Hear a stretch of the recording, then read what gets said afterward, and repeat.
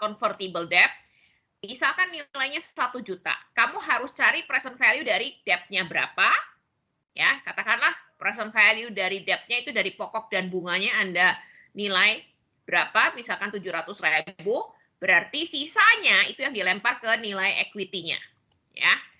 Kemudian yang kedua, Anda diharapkan dapat menggambarkan akuntansi untuk waran saham dan untuk waran saham yang diterbitkan dengan surat berharga lain. Yang ketiga, Anda diharapkan dapat menggambarkan akuntansi untuk pelaporan share compensation plan. Jadi pembayaran berbasis saham.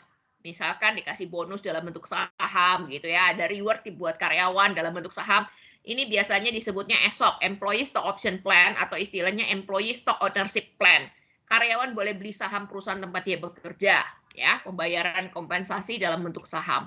Kemudian compute basic EPS, dan yang terakhir compute diluted EPS. Ini minggu depan yang EPS, ya. Nah, ini yang akan kita bahas terkait dengan dilutive securities. Kemudian ada share warrant, ada share compensation plan, ada basic EPS, dan ada diluted EPS. Kita langsung masuk yang tujuan pembelajaran pertama, menggambarkan akuntansi untuk penerbitan, konversi, dan retirement dari convertible securities. Debt and equity. Should companies report this instrument as liability or equity? Ini yang disebut hybrid. Surat berharga banci. Banci, karena ada unsur hutangnya, ada unsur modalnya, ya.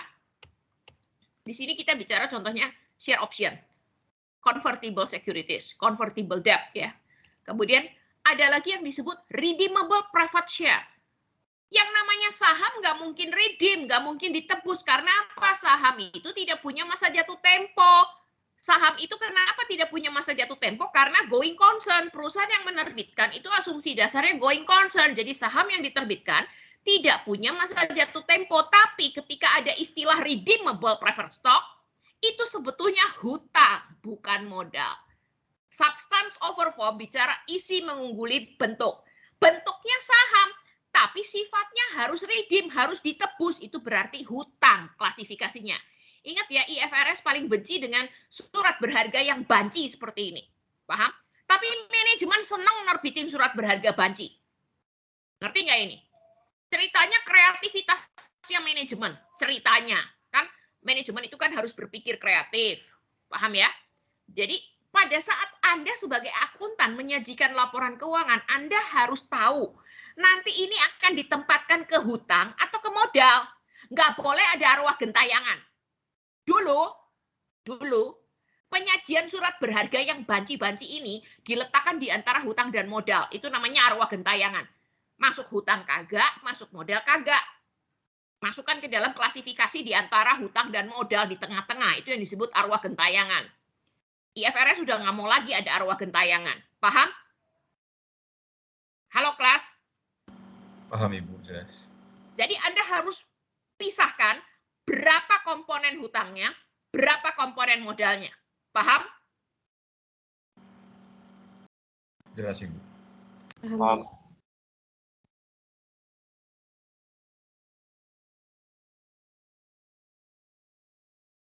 Bonds with convertible debt, ya. Obligasi di mana bisa dirubah dengan menjadi surat berharga lain. Ini yang disebut convertible bond. Benefit of bond, ya, di situ ada guaranteed interest and principal. Pokok pinjaman dan bunganya harus terjamin dibayar. Ditambah privilege of exchanging it for share. Jadi ada kesempatan merubahnya menjadi saham. Siapa yang menerbitkan convertible bond? Perusahaan yang menerbitkan convertible bond adalah perusahaan di mana dia belum bisa IPO, dia belum bisa terbitin saham, tapi dia dalam proses mau IPO, mau terbitin saham di bursa. Karena dia butuh dana, dia terbitin convertible bond. Jadi investor beli dulu obligasi, nanti ketika dia sudah listing di bursa, dia bisa convert ke saham. Paham? Jadi perusahaan yang menerbitkan itu sebetulnya dia belum listing, tapi dalam proses listing, tapi dia butuh dana mendesak, dia terbitkan convertible bond. Ngerti? Paham Ibu. Investor beli obligasinya dulu yang bersifat convertible, nanti begitu dia listing, dia boleh convert ke saham. Paham ya? Recent corporation issue convertible debt. Two main reason corporation issue convertibles. Yang pertama, to raise equity capital, meningkatkan modal without giving up more ownership control than necessary. Ya, sebetulnya ini untuk meningkatkan modal, ya, tetapi karena belum listing di bursa, jadi dia terbitin dulu sementara convertible debt. Ya, obtain debt financing at cheaper rate. Nah, ini dia nih. Sebetulnya penerbitan obligasi itu lebih murah daripada penerbitan saham. Penerbitan saham itu makan biaya. Listing di bursa itu luar biasa mahal. Kalau Anda terbitin obligasi, biayanya lebih murah. Cuma, ya, kalau Anda punya convertible debt, berarti Anda punya kewajiban nanti ketika Anda betulan sudah listing, itu investor boleh mengubahnya ke dalam bentuk saham. Proses listing itu biayanya mahal, ya. Sementara terbitin dulu convertible debt. Convertible debt is accounted for as a compound instrument. Compound instrument, jadi instrumen gabungan antara utang dan modal, ini yang disebut banci tadi. Companies use the with and without method to value compound instrument. Jadi kita bicara surat berharganya itu kalau tanpa equity, utangnya doang berapa? Kalau yang dengan utang dan modal berapa? Jadi pertama, perhatikan ya. Ini akan dipakai terus formulanya. Perhatikan. Fair value of convertible debt as date of issuance. Jadi antara ini surat berharga yang banci nih, utang dan modal kalau dijumlahkan nilai wajarnya berapa? Dikurangi fair value utangnya doang, fair value of liability component as date of issuance, ya, based on present value of cash flow-nya. Anda hitung present value cash flow dari utangnya, ada pokok pinjaman dan bunganya anuitas, ya. Jadi komponen banci dikurangi utangnya doang, sisanya lempar ke modal. Equity komponen sisanya. Saya ulang ya. Jadi utangnya dikurangi dulu ya, bukan modalnya dikurangi dulu. Total komponen hybrid securities, utang dan modal, fair value-nya berapa, dikurangi komponen utangnya doang, hitung pakai present value, pokok pinjaman, ditambah present value anuitas dari bunganya, biasa itu ya, dari pengantar Anda dapat ngitungnya, sisanya baru equity komponen. Paham? Jelas Ibu, paham. Paham, Bu. Nah, ini diulang lagi. First, determine the total fair value convertible debt with both liability and equity component. Nomor 1, komponen gabungannya. Nomor 2, hitung utangnya. Komponen utangnya berapa? By computing net present value of all contractual future cash flow discounted at the market rate of interest. Pakai present value pokok dan present value anuitas dari bunga. Setelah dikurang, equity component. Yang ketiga, subtract liability component estimated in second step from fair value of convertible debt. Jadi langkah kedua mengurangi langkah ke-1, maka hasilnya equity component. Diulang lagi kan? Contoh, Rothschild Group menerbitkan 2.000 convertible bond pada awal tahun 2022.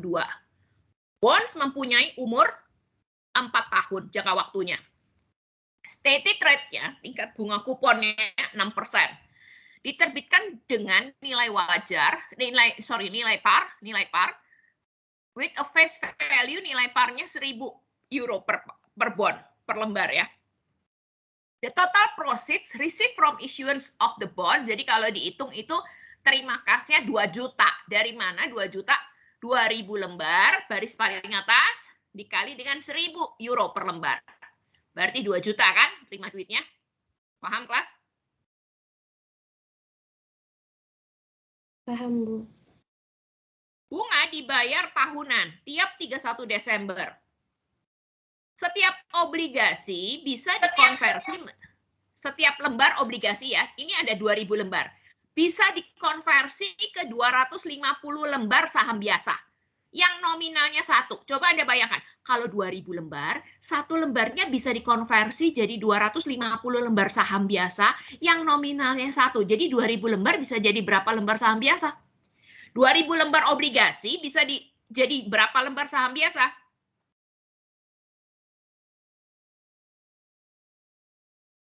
Winda, coba hitung. Obligasinya 2.000 lembar. Setiap lembar bisa dikonversi menjadi 250 lembar saham biasa. Jadi berapa lembar? Kita hitungin lembarnya dulu aja. 2.000 lembar obligasi yang convertible bisa dikonvert setiap lembarnya ke 250 lembar saham biasa. Jadi berapa lembar saham biasanya? Kalau 2.000 lembar convertible debt-nya itu di-convert. Pindah. Iya, Bu. Berapa lembar jadi? 500.000 ya? Oke, 500.000 kalau nominalnya 1, jadi ordinary share capitalnya yang dikredit akan jadi 500.000 kali 1 kan 500.000 juga ya? Iya. Harga pasar, tingkat bunga pasar untuk bunga ya on similar non-convertible debt itu 9%. Ini dipakai untuk hitung present value. Ya. Jadi tingkat bunga pasarnya 9%. Nah, ini ngitung nih. Anda lihat dapat dari mana nih 120.000? Berapa persen? 6% kan? 6% kali 2 juta. Dapat 120.000 bayar bunganya annually kan tiap tahun. Halo? Paham kelas? 120.000 dapat dari mana? Perhatikan soalnya nih. Ini kan ada 2 juta nih. 2 juta dari mana? 2.000 kali 1.000 kan? 2 juta. Bunganya 6%. Jadi 6, ini kan kupon rate ya. Jadi tiap tahun kupon rate-nya 6% kan? Kita nggak ngitung present value pakai kupon rate kan? Kita ngitung present value-nya pakai market rate kan? Nah, ini kupon rate kita ngitung buat bunga annually-nya. Annually-nya 120.000 jadi. Paham? Mana nih tadi? Paham, Ibu. Ini kan 120.000.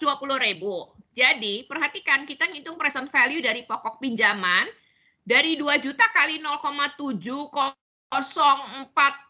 berapa nih? Ini kan present value biasa ya.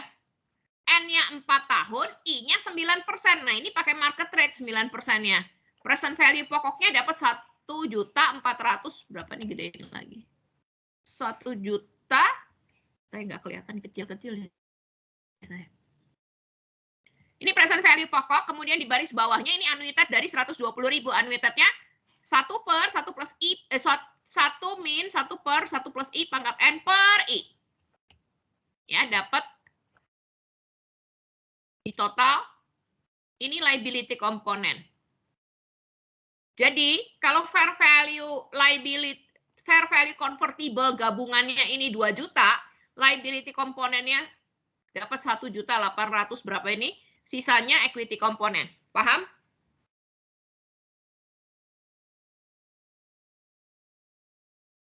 Halo kelas. Paham, Bu. Nah, ini diulang lagi kan tabel yang tadi. Tinggal dibikin jurnal. Perhatikan, terima duitnya 2 juta, cash-nya di debit, kreditnya bonds payable, ini sebesar liability komponen, sisanya share premium conversion equity. Equity komponennya belum terbit saham. Kenapa belum terbit? Karena ini sifatnya convertible debt. Berarti belum di-exercise, belum dikonversi kan. Jadi nggak boleh ngomong kreditnya equity. Kita ngomongnya share premium conversion equity. Paham? Bukan equity ya, karena belum terbit sahamnya. Ini cuma hak terbitnya nanti sebesar 194.394. Sisanya tadi kan yang dihitung. Equity komponennya. Equity komponen belum jadi equity. Masih dalam bentuk share premium, conversion equity. Ada pertanyaan?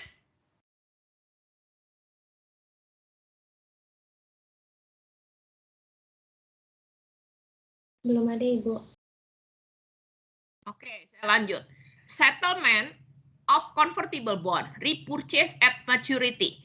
Nah, ini convertible bond-nya ternyata kalau mau dibeli kembali pada waktu jatuh tempo, jadi nggak mau dikonversi ke saham.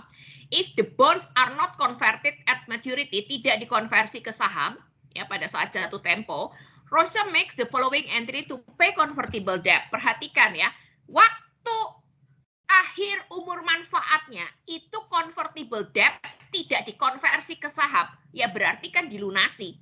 Debitnya bond payable, kreditnya cash. Kenapa kok ini bond payable-nya sebelumnya ini segini nih 1805606, tapi waktu dibayar 2 juta, karena apa? Ini at maturity, ini akan ada amortisasi bond payable menuju nominal kan? Sepanjang periode ini akan diamortisasi terus kan?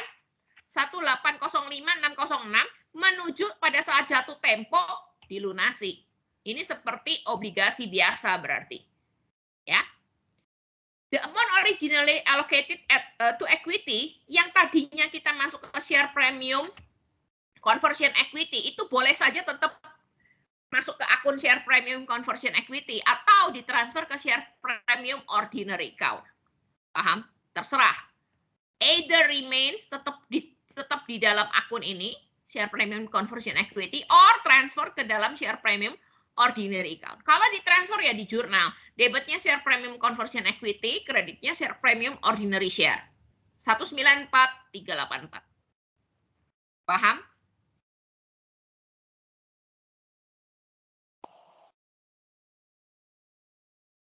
Paham kelas? Paham, Bu. Paham, Bu. Berikutnya, settlement of convertible bonds, conversion of bonds at maturity if the bonds are converted at maturity. Jadi dikonversinya pada waktu jatuh tempo. Roger make the following entry. Pada waktu jatuh tempo dikonversi ke saham. Bonds payable-nya dihapus di debit 2 juta karena sudah jatuh tempo, berarti nilainya menuju nominal ya, sudah jadi 2 juta. Share premium conversion equity-nya di debit dihapus. Tadi kan ada share premium conversion equity-nya kan, jadi dihapus karena dikonversi ke saham. Waktu dikonversi ke saham tadi Anda lihat nominalnya 1 euro. 1 lembar obligasi bisa dijadiin 250 lembar saham biasa. Jadi ada 2.000 lembar kali 250 lembar, dapatnya 500.000 lembar kali 1 euro. Jadi dapatnya 500.000 euro. Nominalnya, at par value 500.000. Sisanya share premium ordinary. Ya, dari mana? Ya dari debit kurangi kredit aja kan. Jadi ingat share premium conversion equity akan dialihkan ke share premium ordinary ketika dikonversi ke saham biasa. The amount originally allocated to equity 194384 is transferred to share premium ordinary account ketika dikonversi ke saham. Ada pertanyaan?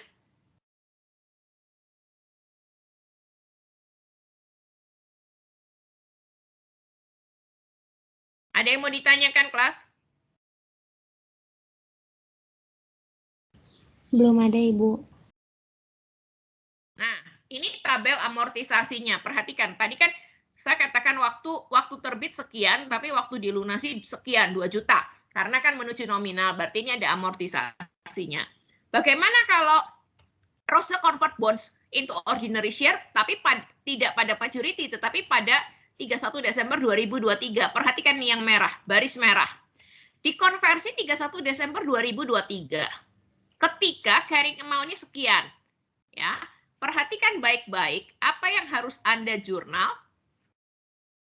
Nilai bonds payable-nya, carrying amount-nya dihapus di debit. Share premium conversion equity-nya dihapus. Ordinary share capital-nya 500.000. Selisihnya dimasukin ke dalam share premium ordinary share. Ada pertanyaan? Bedanya di mana? Di sini. Yang tadinya 2 juta pada waktu maturity, karena sebelum maturity berarti carrying amount-nya Anda harus lihat tabel nih. Carrying amount-nya berapa ya? 1894464. Nah, nih. Dengan demikian share premium ordinary. Jadi tinggal debit, kurangi kredit aja, masuk ke share premium ordinary. Ada pertanyaan?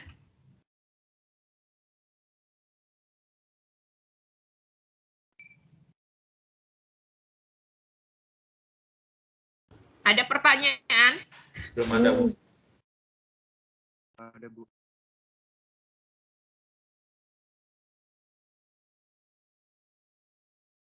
Before maturity ya, kalau kita repurchase before maturity, Rosa determine fair value of liability component of convertible bonds 31 Desember 2023 dan subtract fair value convertible bond issue including the equity component to arrive at the value of equity. Kemudian the difference between consideration allocated to the liability component and carrying amount of the liability akan diakui sebagai laba atau rugi. Jumlah consideration relating to equity component itu akan diakui sebagai recognized as a reduction in equity. Contoh, jadi ini kita repurchase, obligasinya dibeli kembali. Ya, pertinent information related to conversion is as follows. Fair value of convertible debt including both liability and equity component based on market price-nya 31 Desember 2023 1.965.000. Fair value dari liability komponennya, liability komponen doang 1.904.900.000. Jadi dikasih tahu nih ya, butir pertama itu fair value dari convertible debt-nya, gabungan 1.965.000. Butir kedua ini fair value cuma liability komponennya 1.904.900.000. This amount is based on computing present value of non-convertible bond with a two-year term. Jadi kalau jangka waktunya setelah 2 tahun dihitung fair value-nya sekian, ya.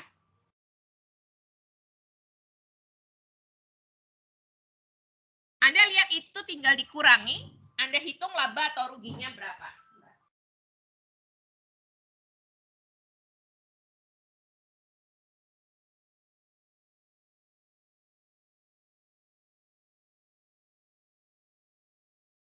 Jadi ketika Anda lihat, pertama, tentukan gain or loss dari liability, dari komponen liability-nya dulu.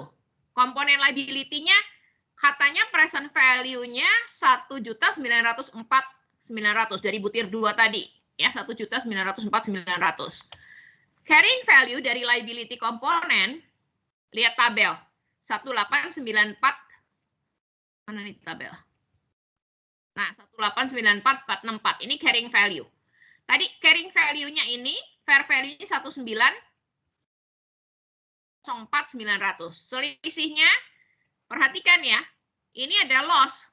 Karena fair value-nya lebih besar. Carrying amount-nya lebih kecil. Kamu ketika beli kembali, repurchase, kamu beli kembali, kamu harus tebus dengan uang yang lebih besar. Makanya disebutnya ada loss on repurchase. Paham? Jelas, Ibu.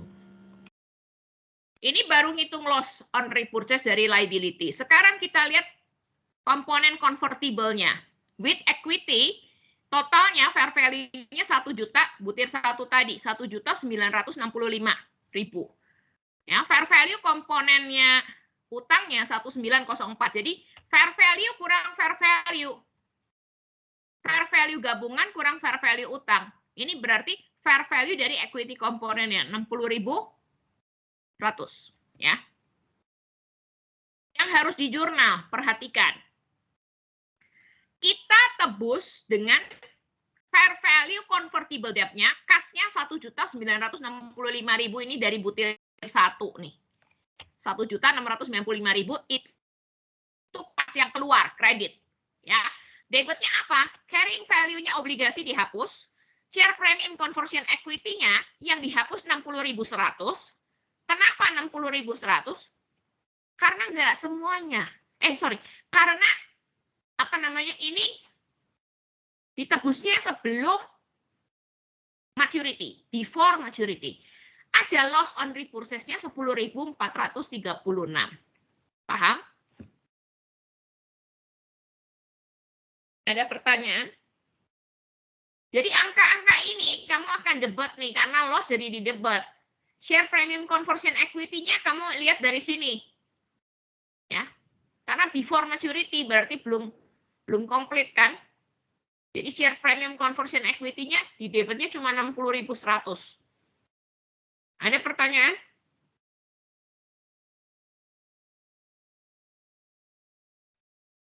Kelas?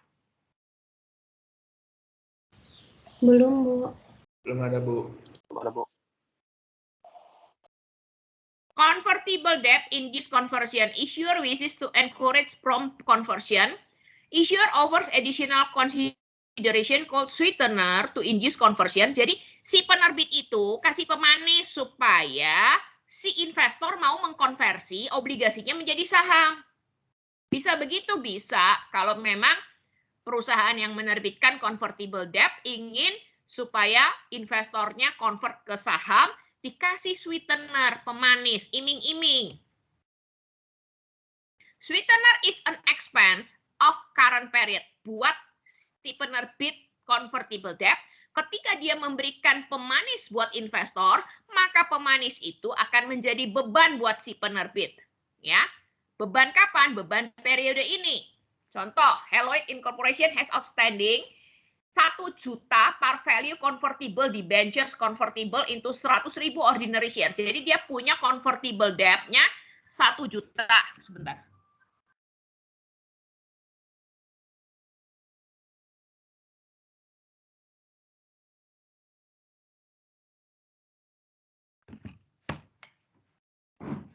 Dia punya convertible debt 1 juta yang bisa dikonversi ke saham biasa 100.000 lembar, nominalnya $1. Ketika diterbitkan, Haloid mencatat share premium conversion equity, dikasih tahu pada waktu terbit itu ada 15.000 share premium conversion equity-nya. Haloid wishes to reduce its annual interest cost. Jadi karena kalau dalam bentuknya convertible debt, dia mesti bayar bunga, keberatan.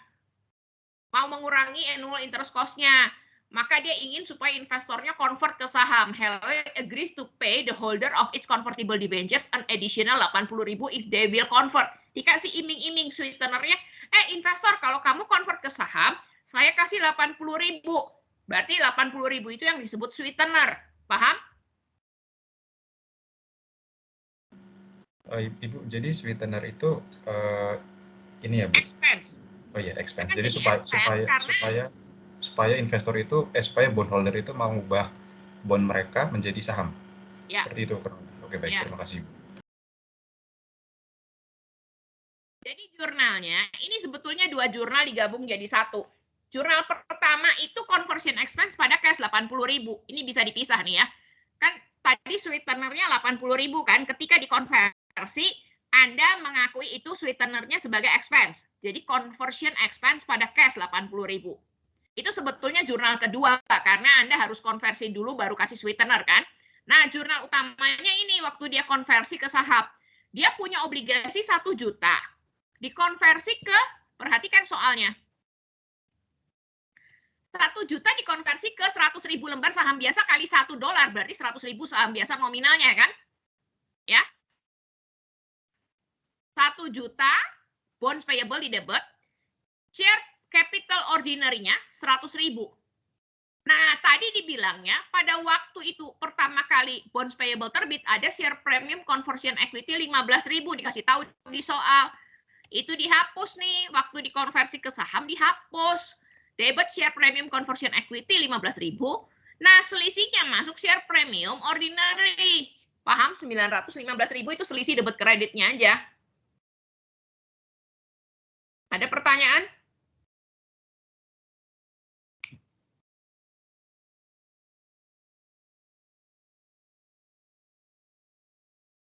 Ada pertanyaan, kelas? Belum ada, Bu.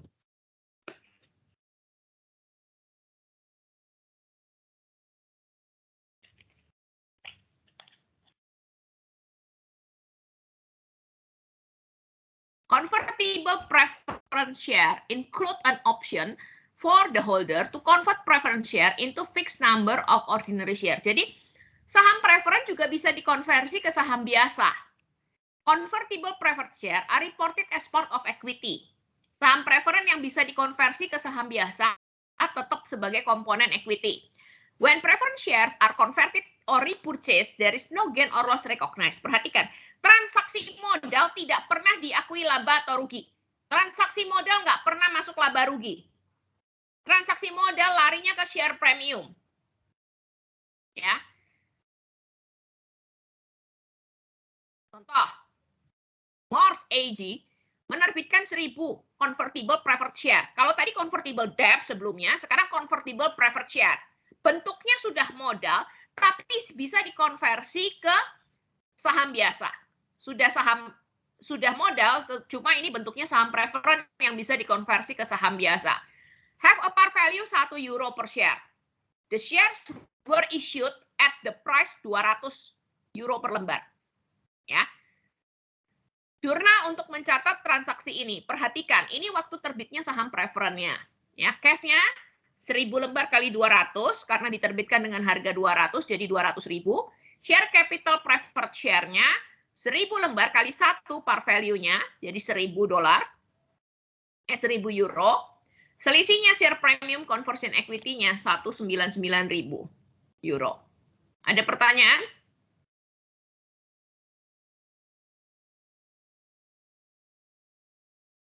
Ya. If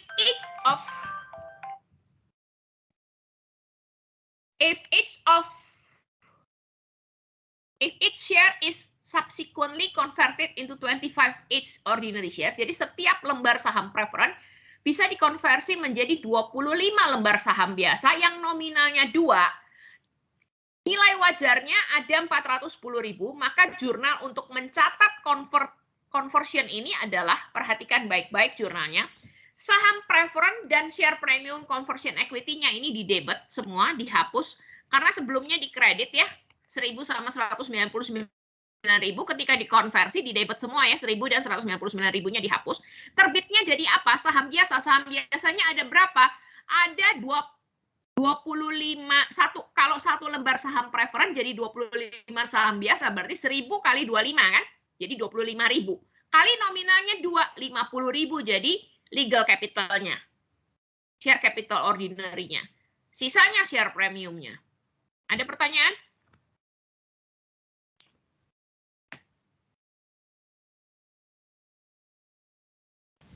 Belum ada, Ibu.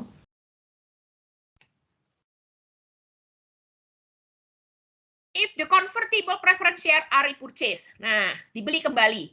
At their fair value 410.000. Nggak jadi dikonversi, tapi dibeli kembali. Artinya, ini saham preferennya ditebus. Nah, ini makanya saya bilang ini hybrid securities. Namanya saham nggak bisa ditebus, tapi ini bisa. Ya, maka jurnalnya ini dihapus nih 1000 sama 199.000. Legal capital preferred share-nya dan share premium conversion equity-nya dihapus di debit. Ditebusnya dengan harga berapa? Kreditnya kas 410.000. Berarti selisihnya debitnya RE. Karena tebusnya dengan harga lebih mahal dari penerbitannya. Penerbitannya cuma 200.000, tebusnya 410.000. Berarti RE-nya ini sebetulnya rugi. Tapi nggak boleh ngomong rugi. Transaksi modal tidak ada laba rugi. Jadi lari ke RE. Paham? Share premiumnya udah habis kan? Berarti selisihnya RE. Ada pertanyaan?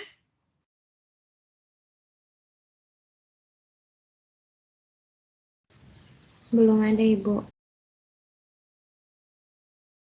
Any excess paid above book value of convertible preference share is over debited to RE. Seringkali debitnya ke RE. Ya. Kenapa debitnya ke RE? Karena share premiumnya udah habis. Emang harus dihabisin share premium. Kalau masih rugi, ya RE di kredit. Kalau untung, ya kalau rugi, RE di debit. Kalau untung, RE di kredit. Gitu kan? Yang kedua, menggambarkan akuntansi untuk share warrant dan penerbitan share warrant with other securities. Share warrant are certificates entitling the holder to acquire shares at a certain price within a stated period. Jadi yang namanya warrant itu sertifikat yang membuat si pemegang sertifikat itu bisa membeli saham pada harga tertentu pada periode waktu tertentu juga. Umumnya timbul berdasarkan situasi to make security more attractive. Jadi ini juga sebutnya sebagai pemanis, sweetener juga, supaya more attractive surat berharganya. Maka dibundling dengan warrant. Sama seperti Anda jual pasta gigi dibundling dengan sikat giginya. Ya, supaya laku, more attractive. Existing shareholders have preemptive right to purchase ordinary share. Pemegang saham yang terdahulu, yang mula-mula, itu punya hak namanya preemptive right untuk mempertahankan persentase kepemilikannya Ketika ada share warrant, dia punya hak untuk membeli share warrant itu. Ya, supaya mempertahankan persentase kepemilikan. Kalau dia nggak mau beli, ya, to purchase ordinary share. Kalau dia nggak mau beli, berarti persentase kepemilikannya berkurang. To executive and employees as form of compensation. Jadi, warrant ini bisa diberikan kepada karyawan atau pimpinan manajemen puncak eksekutif sebagai kompensasi, sebagai reward, ya, tambahan supaya dia kerjanya lebih giat.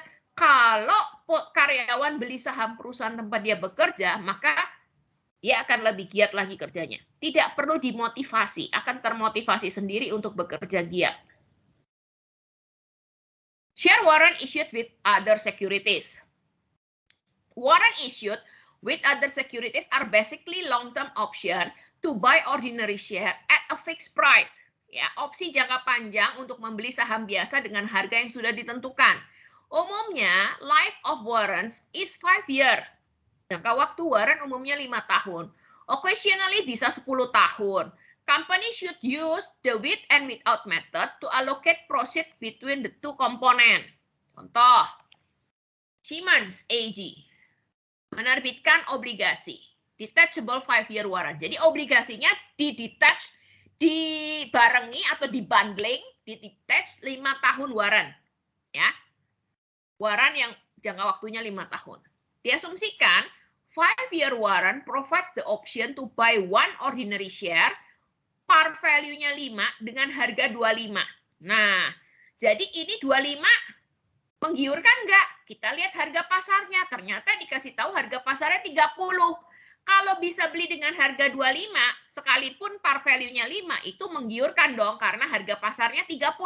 At the time of ordinary share of Siemens was selling for approximately 30 euro. Jadi pada waktu warrant itu diterbitkan, harga pasarnya 30. Warrantnya itu memberi hak investor bisa beli dengan harga 25 dari nominal yang 5 par value itu. This warrant enable Siemens to price its bonds offering. Jadi warrant ini akan membuat Siemens itu menentukan nilai penawaran obligasinya dengan harga 10 juta nilai nominal, ya, at par 10 juta itu with 8,3 per 4. 83/4% yield, quite a bit lower than prevailing rates at that time. Jadi lebih rendah daripada yang ditawarkan. In this example, Siemens was able to sell the bonds plus the warrant 10.200.000. Jadi kalau bonds-nya doang 10 juta, plus warrant 10.200.000. Bonds plus warrant 10.200.000 dia bisa jual. The account for proceed from this sale, dari penerimaan yang penjualan ini, Siemens use the with and without method. Using this approach, Siemens determines present value of future cash flow related to the bonds. Nah, ini dikasih tahu udah, kamu nggak usah ngitung present value yang terkait obligasinya 9.707.852. Nah, ini Anda lihat ya. Using this approach, Siemens determine present value of future cash flow related to the bond. Dari tadi sudah dikasih tahu 9.707.852. Maka sisanya itu equity component dari 10.200.000. Ini yang gabungannya. Bonds plus warrant. Present value bonds-nya doang 9.707.852. Anda kurangi, dapat equity komponennya. This bond sell at a discount. Siemens record the sell as follows. Perhatikan. Obligasi ini dijual dengan diskon karena di bawah nominal. Tadi nominalnya 10 juta ya. Karena di bawah nominal 9.700.000. Ini bukan 705, salah ketik ya. 707.852. Ini salah ketik 5-nya diganti 7 ya. Ikutin ini kan angkanya. Paham? Cash pada bonds payable 9.707.852. Paham? 5-nya diganti 7 ya. Ini salah ketik ya. Baik, Ibu. Halo? Iya, Ibu, iya, paham. Nah, ketika warrantnya dijual, cash pada share premium share warrant 492.148 nih sisanya kan, equity komponennya. Cash pada jadi sebetulnya dua jurnal ini bisa digabung jadi satu, bisa. Debitnya cash 10.200.000, kreditnya bonds payable 9.707.852, kredit lagi share premium share warrant 492.148. Ketika diterbitkannya bersamaan. Kalau diterbitkannya beda tanggal, ya Anda bikin jurnalnya dua kan? Paham?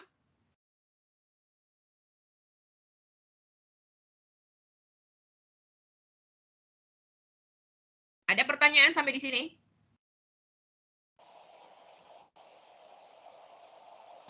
Ya, Bu. Belum ada, Ibu. Assuming investor exercise all 10,000 warrant. Ya, diasumsikan investor mengexercise seluruhnya 10.000 warrantnya. Simon makes the following entry. Tadi katanya warrantnya 10.000. Coba lihat soalnya ya. Harganya 25 ya. Jadi dia kalau 10.000 yang di-exercise ya 10.000 kali 25, debitnya perusahaan terima duit cash 250.000. Karyawannya kan beli ya, karyawan exercise warrant itu berarti karyawannya beli saham. Nah, share premium share warrant-nya 492.148 itu dihapus karena 100% di-exercise ya. Jadi share premiumnya dihapus, debit, kreditnya terbit modal saham biasa 50.000 dari mana? Nominalnya 5, 10.000 lembar kali 5. Ini 10.000 lembarnya baru dikasih tahu di sini nih. Oh, seluruhnya itu warrantnya ada 10.000 lembar. Ya, jadi selisihnya masuk share premium ordinary 692.148. Ada pertanyaan?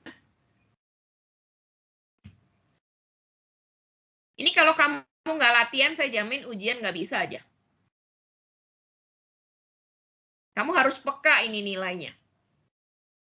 Ada pertanyaan nggak?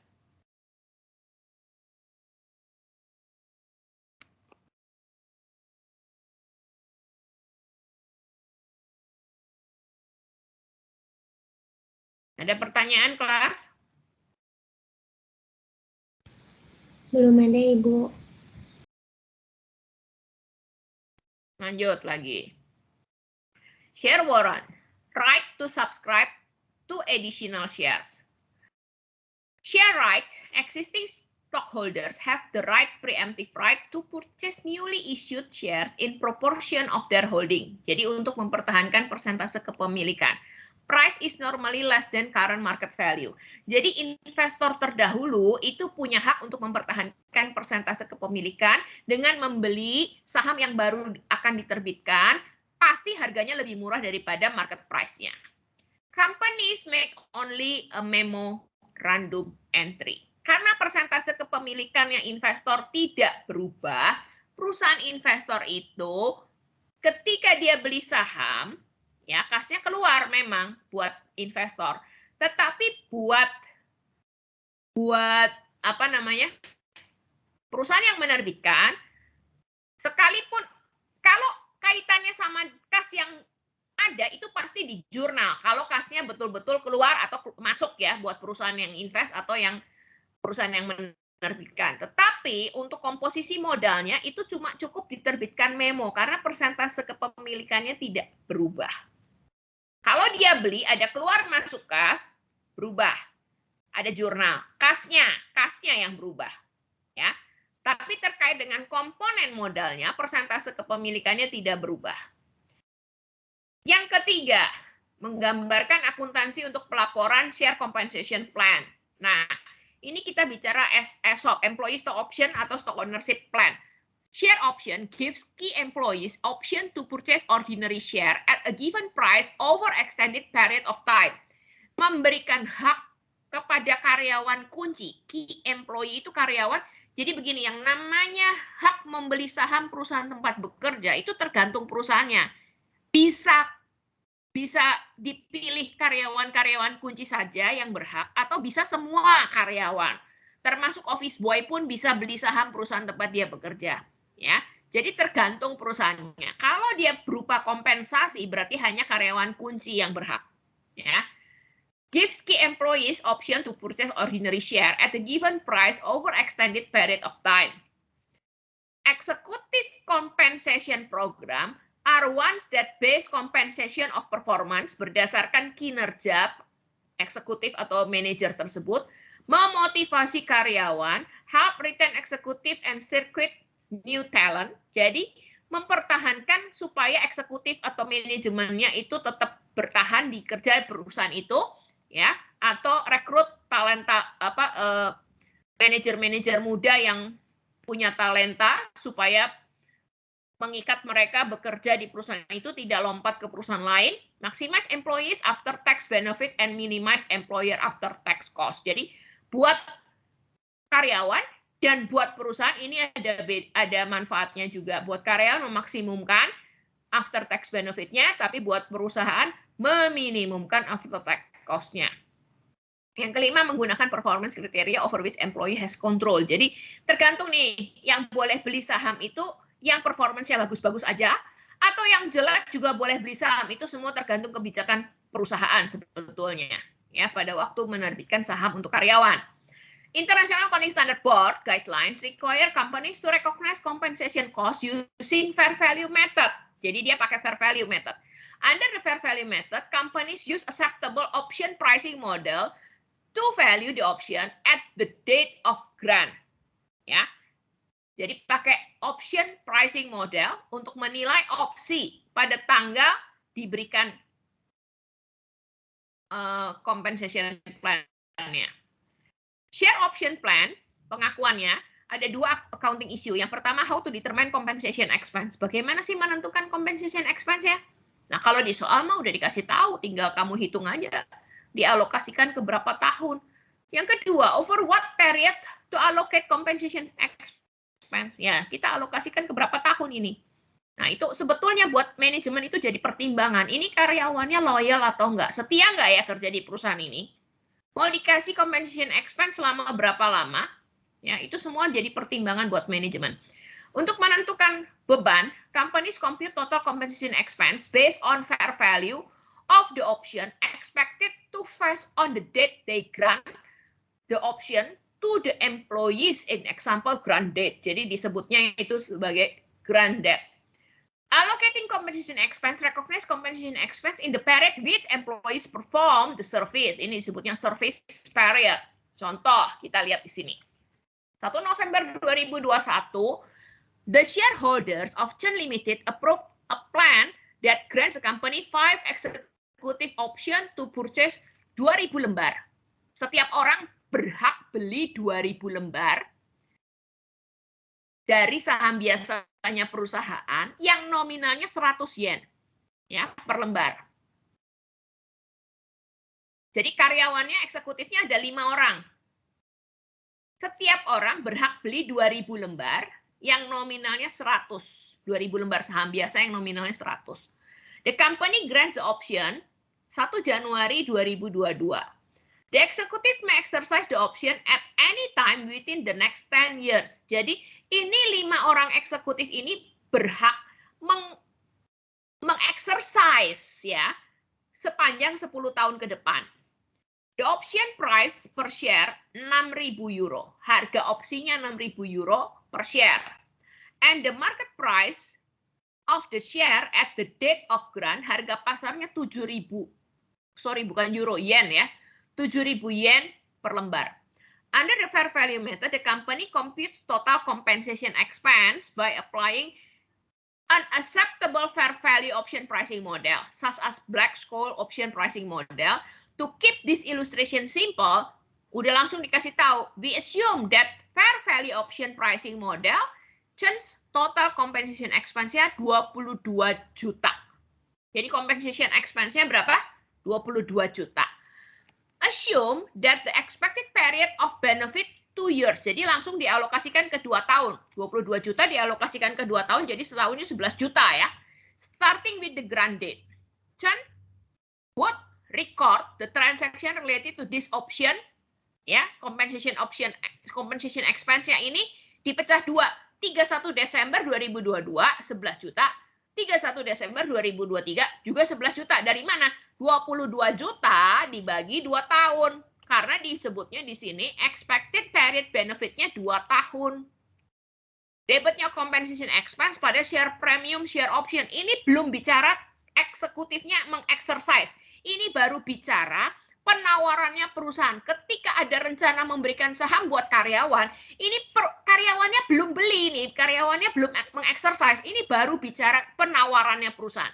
Debitnya compensation expense, kreditnya share premium, share option. 11 juta tiap akhir tahun 2022 dan 2023. Kenapa cuma 2 tahun? Karena di sini disebutnya expected period of benefit is 2 years. Compensation expense-nya diharapkan akan ditawarkan selama 2 tahun. Ya. Ada pertanyaan? Ini belum di-exercise ya oleh eksekutif.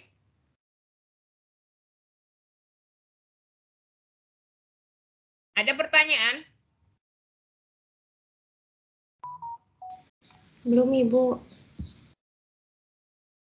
Nah, if change eksekutif, nah ini kemudian di-exercise. Si karyawan eksekutifnya Chen itu mengexercise 2000 opsinya. Tadi opsinya ada 2000 per karyawan. Kalau ada 5 karyawan kan opsinya jadi 10.000 kan. Tapi ternyata yang di-exercise cuma 2000, artinya cuma 20% yang di-exercise pada tanggal 1 Juni 2025. 3 tahun dan 5 bulan setelah date of grant-nya. Perusahaan akan mencatat jurnal sebagai berikut. Jadi yang di-exercise cuma 20%. Ya. Perhatikan. 2000 opsinya itu kali harga 6.000 per. Ini dikasih tahu 6.000. Option price-nya per share-nya 6.000. Ya. Market price dari saham itu 7.000 pada tanggal grant date-nya. Jadi, perhatikan nih. Option price-nya 6.000. Jadi kasih yang diterima perusahaan 2.000 lembar, opsi kali 6.000, 12 juta ya. Share premium, share option-nya, kan tadi baru di exercise-nya cuma 20%. Compensation expense-nya itu kan ada 22 juta. Nih, Anda lihat ya. Kan di sini ada compensation expense, pembebanannya 22 juta, oke, sudah 2 tahun dilalui. Tapi ada share premium, share option-nya. Ini yang akan dikonversi ke saham. Ya. Share premium, share option-nya yang terrealisasi hanya 20% kali 22 juta, jadi 4.400.000. Diterbitkan saham biasa 2.000 lembar, nominalnya 100. Dari mana dikasih tahu nominalnya? Nih, baris ketiga. 2.000 lembar, kalau 5 orang kan harusnya 10.000, tapi di exercise cuma 2.000 lembar yang nominalnya 100. Ya, jadi 200.000 share capital ordinary, sisanya dilempar ke share premium ordinary. Ada pertanyaan sampai di sini?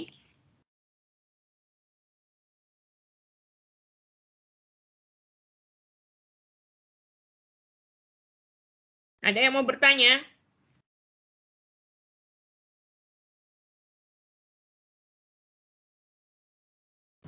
Belum ada, Ibu.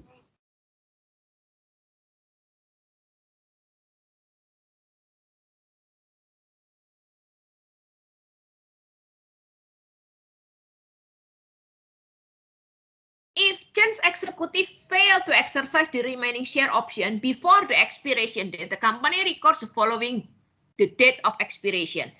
Coba lihat ya, 1 Januari 2032. Ini terbitnya 2022 kan, 1 Januari 2022, 10 tahun kan jangka waktunya, bisa di-exercise, kasih jangka waktu 10 tahun ke depan. Jadi 1 Januari 2022, 10 tahun lagi kan 1 Januari 2032 ya. Nah, ketika jatuh tempo, nggak lagi di-exercise oleh eksekutif, berarti sisanya itu 80% kali 22 juta, itu 17.600.000. Ini dibalik aja, share premium, share option-nya di debit, kreditnya share premium, expired, share option. Kenapa tinggal 17.600.000? Karena 20%-nya sudah di-exercise, yang 4.400.000. Berarti yang dihapus 17.600.000 sisanya. Dari mana? Bisa juga langsung 22 juta dikurangi 4.400.000 atau sama juga 80% kali 22 juta. Ada pertanyaan sampai di sini? Ini kalau nggak di-exercise ya. Sisanya dihapus, share premium, share option, jadi share premium expired share option.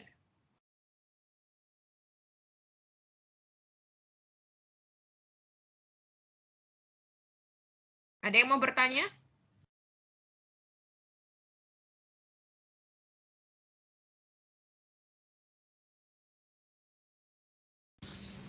Belum ada, Ibu. Oke, saya lanjut ya. Share compensation example adjustment. Once the total compensation is measured at the date of grant, can it be changed in the future period? Bisa nggak sih itu dirubah di masa depan compensation-nya? Depends on whether the adjustment is caused by a service condition or market condition. Jadi bisa saja dirubah kalau ada kondisi jasa atau pasar yang memang berubah, ada alasannya. Restricted share, plans transfer share to employees subject to an agreement that the shares cannot be sold, transferred, or pledged until vesting occurs. Jadi ada saham yang bisa diserahkan kepada karyawan, tetapi ada perjanjian saham itu nggak boleh dijual kembali oleh karyawan itu, tidak boleh ditransfer ke karyawan lain atau orang lain, dan tidak boleh dijaminkan untuk sampai akhir periodenya. Ya, periode vestingnya. Kalau tadi 10 tahun misalkan. Udah beli di tahun kedua, dia jual, nggak boleh. Kalau ada restricted, berarti dia tidak punya hak untuk menjual kembali. Paham ya? Jadi memang yang berhak itu karyawan-karyawan tertentu. Tidak boleh dialihkan. Nah, ini ketika saham yang ditawarkan oleh perusahaan sifatnya restricted share. Tidak semua saham yang ditawarkan sifatnya restricted, tergantung company-nya. Ya. Major advantage dari restricted share ini, shares never become completely worthless. Karena yang pegang adalah orang-orang yang kompeten saja. Share generally result less dilution to existing shareholders. Ya. Umumnya menghasilkan dilusi yang lebih rendah daripada pemegang saham yang lain. Share better align company employee incentive with company incentive. Jadi ini merupakan memang sebagai insentif orang-orang pilihan atau key performance atau key eksekutif saja yang memang performance-nya bagus dikasih insentif. Karena dikaitkan dengan employee incentive with company incentive. Restricted share example-nya 1 Januari 2022, Ogden Company menerbitkan 1.000 restricted share kepada CEO namanya Christy DeGeorge. Ogden Company, sahamnya itu nilai wajarnya 20 per lembar. 1 Januari 2022 ada tambahan informasi sebagai berikut. Jadi 20 per lembar itu harga pasar nilai wajar saham tanggal 1 Januari 2022 pada waktu Ogden Company menawarkan restricted share kepada Christy DeGeorge. Service period related to restricted share is 5 year. Ya, service periodnya terkait dengan restricted share itu 5 tahun. Vesting occurs if the DeGeorge stays with the company for 5-year period. Jadi kalau Christy DeGeorge tetap bertahan bekerja di perusahaan itu selama 5 tahun baru bisa di-exercise. Kalau nggak tahan, belum 5 tahun udah keluar, ini nggak bisa di-exercise karena ada restricted-nya, kata-katanya seperti itu. Ya. Par value of the stock, nilai nominal saham itu $1 per share. Restricted share example-nya, perhatikan di situ 1 Januari 2022, ketika ditawarkan kepada karyawan, perhatikan ya, ini kenapa unearned compensation? Kalau sebelumnya ada compensation expense. Kalau sebelumnya itu bukan informasi lagi karena sudah dilakukan, makanya compensation expense. Tapi karena ini baru mengikat, kalau si Christy DeGeorge kerja 5 tahun baru di-exercise. Kalau sebelumnya kan bisa di-exercise dari sekarang sampai 10 tahun ke depan, soal sebelumnya ya. Nah ini kan, ini mengikatnya setelah Christy DeGeorge kerja 5 tahun. Makanya debitnya unearned compensation. Hati-hati akun unearned compensation. Kalau unearned revenue itu dikredit sebagai hutang. Ya. perhatikan nih, unearned compensation represent the cost of service yet to be performed, which is not an asset. Reported in equity in the statement of financial position as contra equity account, similar to reporting treasury share at a cost. Jadi ini unearned compensation bukan hutang, tapi masuk komponen modal, mengurangi modal karena debit kan mengurangi modal, ya.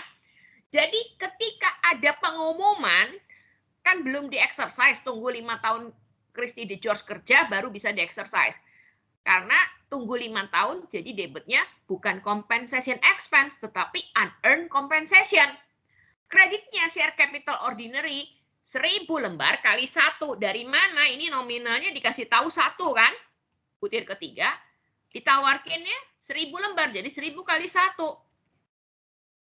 Share capital ordinary-nya udah diterbitin dulu. Kreditnya share premiumnya 19.000 selisihnya. Tapi debitnya, perhatikan ya. Jadi ini diterbitkan, ini mengurangi modal. Jadi sebetulnya modalnya belum bertambah, belum berkurang. Ngerti nggak? Ada pertanyaan nggak? Share capital ordinary dikredit 1000, share premium ordinary dikredit 19.000. Ini kan seolah-olah modalnya bertambah. Tapi modalnya akan dikurangi 20.000 karena ada unearned compensation. Jadi modalnya tetap nggak nambah, nggak ngurang. Kenapa? Karena ini baru di-exercise kalau vesting occurs if the George stays with the company for 5-year period ke depan. Tunggu 5 tahun lagi baru di-exercise. Makanya modalnya bertambah, tapi modal juga berkurang. Jurnal ini tuh sebetulnya nggak punya efek apa-apa. Modalnya bertambah, modalnya juga berkurang. Paham? Modal berkurang dari unearned compensation ini ya. Tapi bukan expense ya. Nggak masuk laba rugi ya. Karena belum di-exercise ya. Ngerti nggak? Halo? Paham kelas? Paham, Ibu.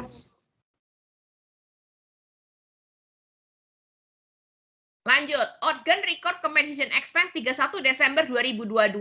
Nah, perhatikan kalau ini 1 Januari 2022, 31 Desember akhir periodenya itu baru compensation expense pada unearned compensation. Dari mana?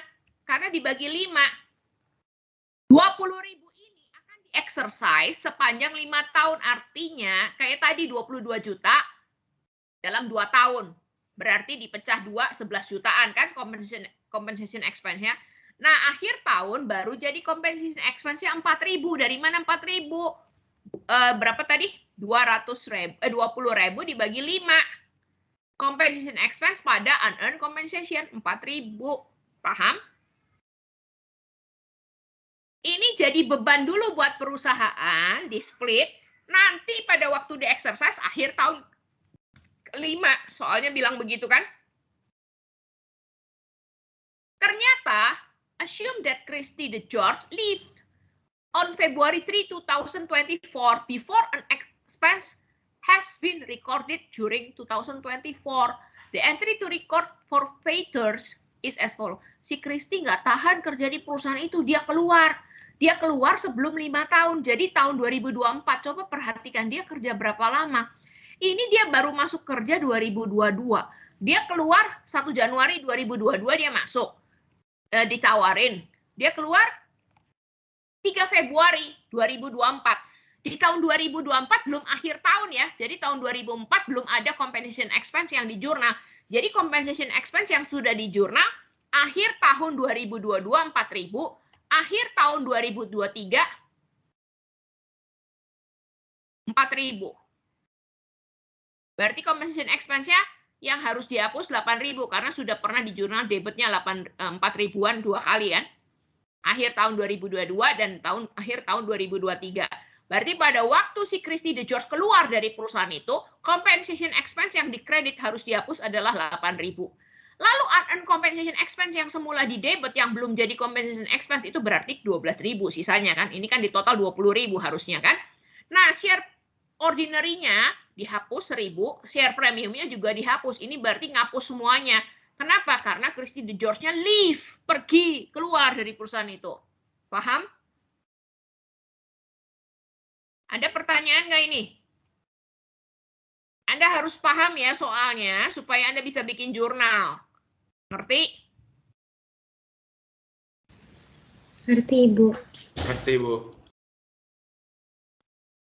Berikutnya, employee share purchase plan. Generally permit all employee to purchase share at a discount rate for a short period of time. Kalau tadi sebelumnya kita bicara eksekutif kunci yang berhak, sekarang kalau seluruh karyawan punya hak untuk membeli saham dengan harga diskon considered compensatory and should be recorded as expense over the service period, dibebankan sepanjang periode pemberian jasanya. Contoh, must have PLC offers all its, jadi dia tawarin semua karyawannya ada 1.000 orang, kesempatan untuk berpartisipasi menjadi pemegang saham. Di sini ada employee share purchase plan ya, untuk 1.000 orang karyawan ditawarin semua. Under the terms of the plan, the employee are entitled to purchase 100 saham biasa. Ya, jadi karyawan itu ditawarkan untuk beli 100 lembar saham biasa, nominalnya 1 pound sterling per lembar. Dengan harga diskon 20%. Kalau nominalnya 1, dapat diskon 20% tergantung harga pasarnya. Purchase price must be paid immediately upon acceptable of the offer. Jadi 1.000 karyawan itu harus betul-betul buruan beli. Ya, must be paid immediately, harus dibayar secepatnya. Nah, total 800 karyawan terima tawaran itu. Tadi ada 1.000 karyawan, 800 yang terima. Each employee purchase on average 80 shares. Jadi setiap karyawan tadi ditawarin 100 lembar saham biasa, tapi setiap karyawan yang mengeksersis itu setiap karyawan cuma mengeksersis 80 lembar saham biasa. Ini kita bicara seluruh karyawan keputusannya sama. Dalam praktek nggak tentu sama, mungkin si A 80 lembar, si B 70 lembar, si C 60 lembar, si D 100 lembar, tergantung. Tapi ini biar gampang ya, mempermudah soal. Jadi perhatikan di situ ya. Ada 1.000 karyawan yang memanfaatkan kesempatan beli saham perusahaan tempat dia kerja cuma 800 orang. 800 karyawan itu sebelumnya ditawarin untuk beli 1 orang itu 100 lembar saham biasa. Tapi dari 800 orang itu semuanya cuma beli 80 lembar per orangnya. 80 lembar saham biasa. Jadi 800 orang kali 80 lembar itu berapa? 64.000 lembar kan? Nah, that is employee purchase a total of 64 share. Dari mana 64.000? 800 orang kali 80 lembar. Jadi total saham yang diterbitkan perusahaan akan ada 64.000 lembar. Karena yang mengexercise 800 orang, tiap orang beli 80 lembar. Jadi saham yang diterbitkan perusahaan 64.000 lembar. Paham? Paham, Ibu. The weighted average price, market price of the share at the purchase date, rata-rata harga pasarnya itu 30 pound sterling per lembar. Harga pasarnya. Ya. Nah, katanya itu dikasih diskon 20%. Si karyawan beli dengan harga berapa? Kalau diskon 20% kan berarti harganya 24. Dari mana? 80% kali 30 kan? Paham nggak 24? Ini soal terlalu baik, dikasih tahu datanya semua. Kalau soalnya jahat nih 24 nggak dikasih tahu, 64.000 juga nggak dikasih tahu. Ngerti nggak 24 dari mana? Karena di diskon 20%, jadi 80% kali 30, 24 kan bayarnya. Ngerti nggak? Harga 30 harga pasarnya, di diskon 20%, berarti karyawan bayar 24. 24 itu kan 80% kan yang dibayar karyawan. Paham? Paham, Bu. Perhatikan jurnalnya. Ya. 64.000 lembar kali 24. Kasnya diterima perusahaan 1.536.000 di debit.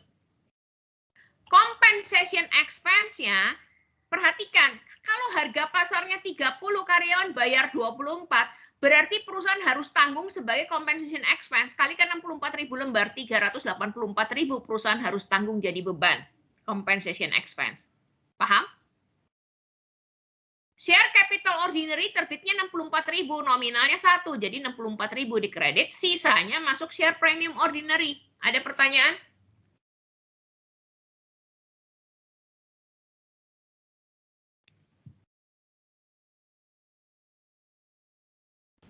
Belum ada, Ibu. IASB mengindikasikan tidak ada alasan untuk memberlakukan berbeda. Jadi sebetulnya perlakuan employee share plans differently from other employee share plan. Jadi ini kompensasi ini mau dikasih kepada karyawan kunci atau karyawan semuanya, nggak pakai pilihan, nggak pakai karyawan-karyawan pilihan, ini perlakuan akuntansinya sama. Share compensation plan, disclosure of compensation plans. Pengungkapan company with one or more share-based payment arrangement must disclose apa saja yang harus diungkapkan. Sifat dan perluasan dari pembayaran berbasis saham, perjanjiannya seperti apa diungkapkan, that existed during the period, yang timbul di periode tersebut. How the fair value of the goods and service received, bagaimana nilai wajar barang dan jasa yang diterima atau fair value dari equity instrumen yang dijaminkan sepanjang periode yang sudah ditentukan. Effect of share-based payment transaction on the company's net income or loss during the period on its financial position. Jadi Anda harus tahu ini dampaknya ke laba rugi dan ke neraca seperti apa. Pengungkapannya harus dibuat. Perdebatan sepanjang share option accounting. IASB menghadapi considerable opposition when it's proposed the fair value method for accounting for share option. Ada perdebatan, ada yang nggak mau pakai fair value. IASB menekankan pakai fair value, tetapi ada yang nggak suka. This is not surprising given that the fair value method result in greater compensation cost relative to intrinsic value model. Ya. Transparent financial accounting, including recognition of share-based expense, should not be criticized. Jadi tetap bertahan kekeh nih, FASB, IASB, walaupun dikritik, dia tetap pakai fair value. Ya, should not be criticized because companies will report lower income. If we write standard to achieve some social, economic, or public policy goals, financial reporting loses its credibility. Ya, jadi memang nggak bisa ditawar lagi. IASB sepakat pakai fair value method. Paham? Supaya mencerminkan realita ekonomi di laporan keuangannya. Waktu dia berikan saham ke karyawan, harus pakai fair value method. Jadi ada yang jadi beban buat compensation expense buat perusahaan. Ini pasti akan melaporkan income yang lebih rendah. Tapi itu mencerminkan realita ekonomi. Jangan sampai tidak pakai fair value, dia pakai par value atau apa, repot nanti. Saham yang diberikan ke karyawan kalau tidak mencerminkan realita ekonomi, berarti modalnya tidak mencerminkan realita ekonomi. Efeknya apa? Kalau modal tidak mencerminkan ekonomi, aset dan liability-nya juga bisa begitu. Padahal neraca itu jadi patokan untuk harus ditampilkan sesuai realita ekonomi. Untuk decision making tujuannya. Ada pertanyaan sampai di sini?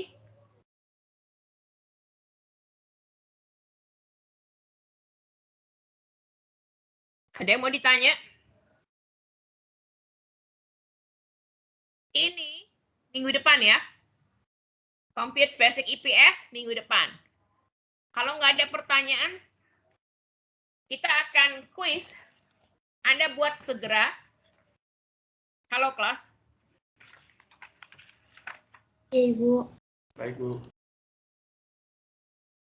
Anda buat segera tulis tangan. Exercise 15.6. Saya kuisnya untuk yang minggu lalu ya. Jadi nanti minggu depan kita kuis yang minggu ini. Hari ini kita kuis yang chapter 15. Anda buat exercise 15.6, 15.7, dan 15.8. Kumpulkan jam 6.30. Paham? Baik, Ibu. Saya stop presenting dulu.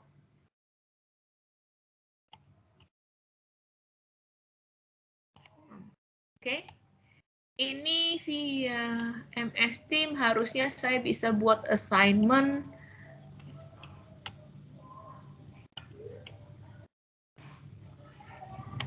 Saya akan Silakan buka assignment, nanti dikumpul di assignment ya, kelas. Baik, Bu. Tulis tangan.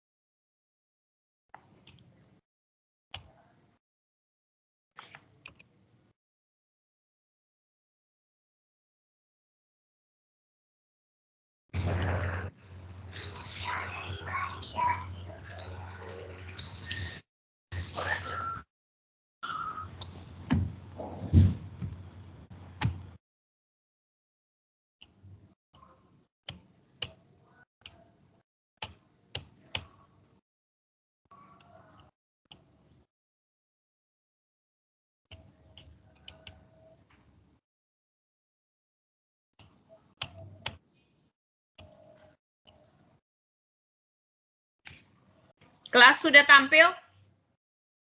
View assignment-nya bisa lihat? Sudah, Ibu. Ya, nanti kumpulin di situ ya, kuisnya, jawabannya. Baik, Ibu.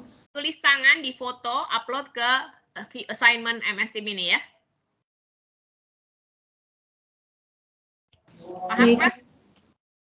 Paham, Bu. Tolong open cam dulu semua. Saya kasih waktu tadi lewat 10 menit ya, 18.40. Terakhir saya kunci. Kita mau foto.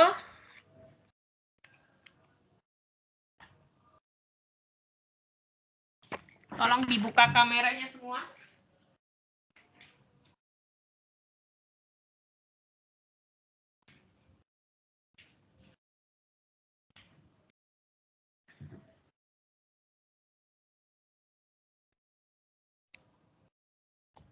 Shania. Sebentar, saya bikin together mode.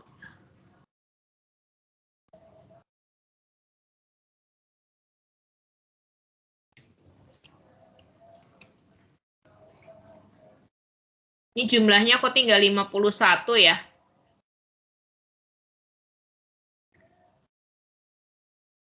Oh, sorry, memang 50 ya kelasnya. Oke, 51 sama saya. Bu, maaf karena laptop saya lagi bermasalah lagi. Nah, oke, nggak ada masalah. Saya leave dulu bisa? Bisa, Bu. Ya, saya leave dulu ya. Kalian kerjakan sampai jam 6.30. Paling maksimum 6.40 saya kunci. Oke? Saya leave ya. Baik, terima kasih, Bu. Baik, Ibu. Terima kasih, Ibu. Ya. PR-nya jangan lupa bikin ya. Lihat di RPS PR untuk minggu depan dari chapter 16 ya. Baik, Ibu. Anda kerjakan. Oke.